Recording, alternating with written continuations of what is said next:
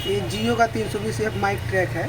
ये जो mic problem आती है कि लोगो पे आ जाता है या फिर जो है सेट डेड हो जाता है, ठीक है, माइक लगाने के बाद से, तो उसी का सलूशन आज मिलने वाला है आप लोगों को। ये जियो का ट्रैक कैसे कैसे जाता है उसी का एक डायग्राम है, ये स्कीमेटिक डायग्राम है। तो इसमें जो माइक जब उठाएंगे हम तो ये हमारा 5 पिन मिलेगा, जिसमें 2 ग्राउंड का होगा, एक क्लॉक का होगा, एक डाटा का होगा, एक VDD का होगा। तो ये VDD की जो लाइन होती है ये 3.7 की होती है, क्योंकि वोल्टेज देना बहुत ज़रूरी है किसी भी कंपोनेंट को, किसी भी IC को, किसी भी माइक को वोल्टेज की आवश्यकता पड़ती है। तो इसका जो वोल्टेज आता है वो PM से आता है। इसके बीच में कैपेसिटर लगे होते हैं बहुत सारे, लेकिन अभी मैं बनाया नहीं इस चीज़ को। तो ये PM से आता है VDD की लाइन 3.7 की। और किसी भी कंपोनेंट को या IC को काम करने के लिए 2 चीज़ों की बहुत आवश्यकता होती है, एक डाटा का और एक क्लॉक का।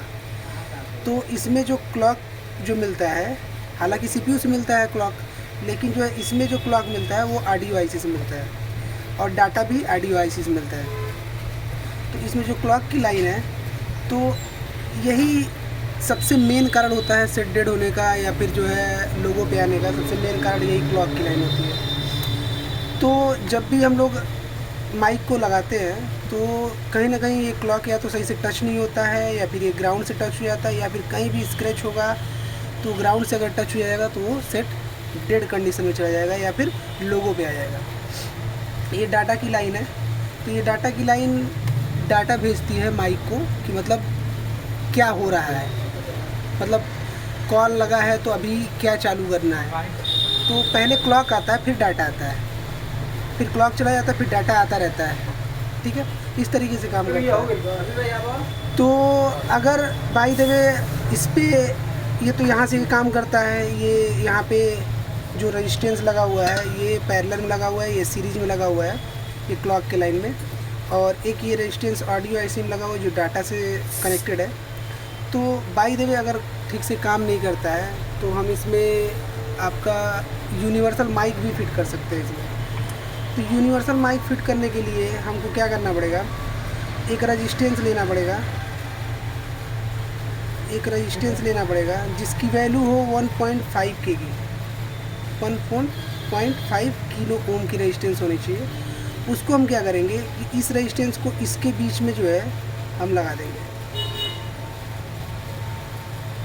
1.5 किलो ओम की रेजिस्टेंस इसके बीच में लगा देंगे। और यूनिवर्सल माइक की जो पिन होती है वो एक तो प्लस होता है और एक होता है माइनस ना। तो माइनस वाला सिंपली हम ग्राउंड से कनेक्ट कर देंगे और जो प्लस वाला होता है वो हम VDD में कनेक्ट करेंगे। तो ये जब कनेक्शन करेंगे तो ये पक्का जो यूनिवर्सल माइक है वो काम करेगा।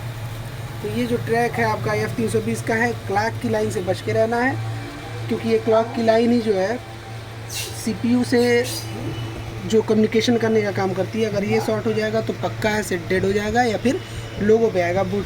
अगर वैसे भी बूटिंग पे आती है तो आप एक बार सॉफ्टवेयर करेंगे, अगर सॉफ्टवेयर से नहीं होता है तो आप माइक उठाएंगे और माइक उठा के जो है ये क्लॉक की लाइन चेक करेंगे कि यहाँ पे रीडिंग आ रही है कि नहीं आ रही है। अगर रीडिंग यहाँ पे नहीं आएगी तो भी जो है, अगर यहाँ शॉर्टिंग रहेगी तो भी जो है आपकी सेट डेड हो सकता है या फिर जो है लोगों पे जा सकता है। तो इस चीज़ का विशेष ध्यान दें कि अक्सर जियो का जो है मोबाइल यहीं से डेड होता है, और या फिर इसके संपर्क में जो है यहाँ पे एक और कंपोनेंट, एक ग्राउंड से कनेक्ट रेजिस्टेंस होता है जिसको पुल डाउन रेजिस्टेंस बोलते हैं। तो वो अगर ओपन हो गया तो यहाँ की लाइन ग्राउंड हो जाएगी तो भी सेट डेड कंडीशन में आ जाएगा या फिर लोगों पे आ जाएगा। तो यही क्लॉक की लाइन है, इसी से बच के रहना है। मेन जो लोगों वाला जो प्रॉब्लम होता है इसी क्लॉक की लाइन से होता है, और डेड वाला प्रॉब्लम भी जो है इसी क्लॉक की लाइन से होता है। Thank you.